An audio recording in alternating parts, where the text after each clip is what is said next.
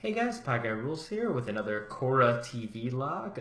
Sorry this one's really late, but busy. So anyway, in this episode, let me get through my notes here real quick. So Bolin is apparently Captain America, Nuktuk.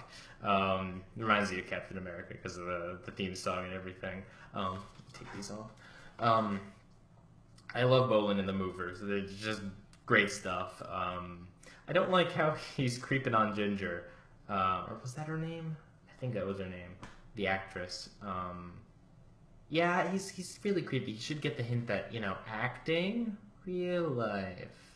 Don't be creepy. But other than that, that's hilarious and great. There was a scene with CGI, the mech tanks, and they've used it in the past, and they've used it on the first show, but here in this one scene, and it's just like two that are moving stuff.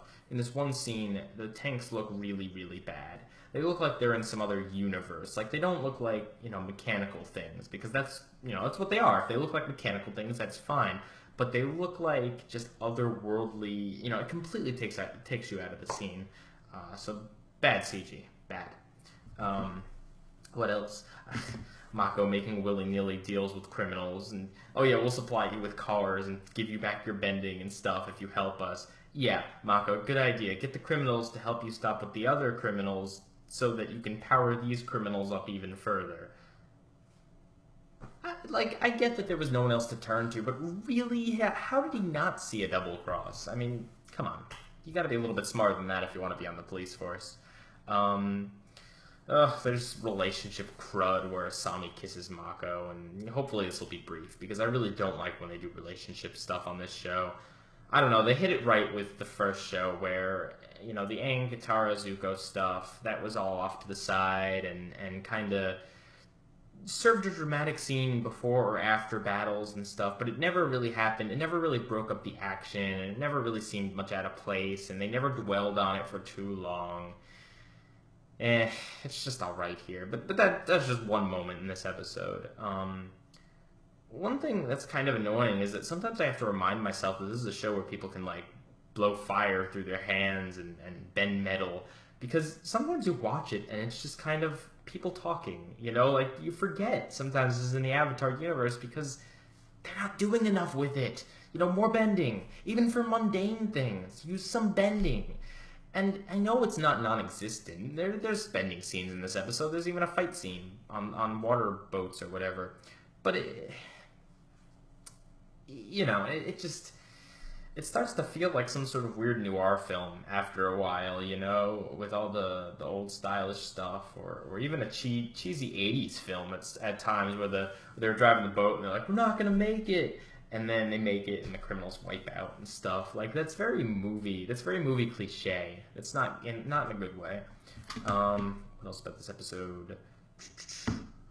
Sorry, this is the third time I'm recording this. By the way, I've had problems recording this. So if I seem like I'm rushing through things, it's because I really kind of just want to get this through. So let's see. There's the whole Korra thing. Korra's going to the fire. I think she's going to the Fire Nation. I said she was going back to the south, but that's not right.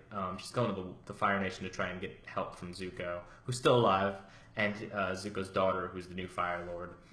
So that'll all be really cool to see, especially considering actually the Search Part 3 comes out really soon. If it's not already out, so that'd be interesting to see if maybe Azula's there or whatever. Maybe they patch things up. I don't know. But yeah. So cool stuff. Cool stuff with that. And she ends up. I think she's at the same fire island where Aang ended up when he first talked to Sozin. And I do believe that those are the fire sages or whatever they're called. Which makes sense because she's going to have to go on a spiritual journey, and I think the time is just about now. Nick keeps advertising that Avatar 1's going to appear next episode, so I think that's what this is about. So yeah, as far as her losing her memory, I mean, it seems to be for the greater good because she really needs to find herself. She has lost herself as an Avatar and kind of just as a person. She's gotten really wrapped up and really kind of one-sided on this issue, and she really does need to try and try and see it from both sides. And I get why she is so very much into, they invaded the South, they started the war, the South is not at fault. But she needs to do more than just kind of intimidate people with violence and stuff like that. She needs to really be more of a peacekeeper. Haha, last episode. Or was that the name of this episode? Anyway,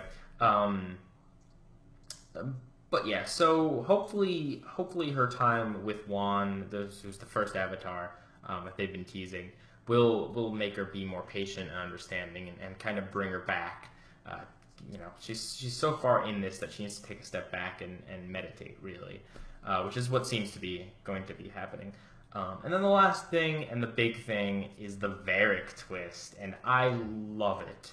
Because on the one side you have Unalaq, who has been, kind of a complex character starting off. He seems like a good mentor, and then, but he's a little bit troubled. There's something not quite right about him. But now he's just straight up bad guy. Now I told the Avatar what she needed to hear. Blah blah blah blah blah. He's typical. He's boring. But we have Varric, who was this comic relief character who's kind of been doing some sketchy things. He started the uprising in the South. He's making these propaganda films, right?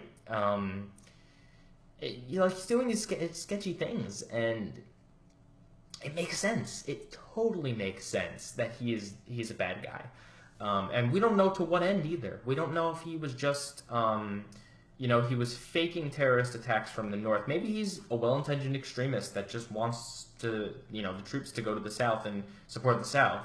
Maybe maybe he just wants the war to continue so he can make money. If you can't make money during a war, you just can't make money. Maybe he's working for Unalaq and there's this crazy, gambit plan going on. We don't know. We just know he's a bad dude. And that he at least conned Asami out of her business. So who knows with that? Yeah. So that's about it. I'm sorry this is brief and I went through this, but again, I've been through it a number of times and I don't like repeating myself. So I'm very excited for the 1 hour episode next time with Avatar 1. I'm sure I have a lot to say about that.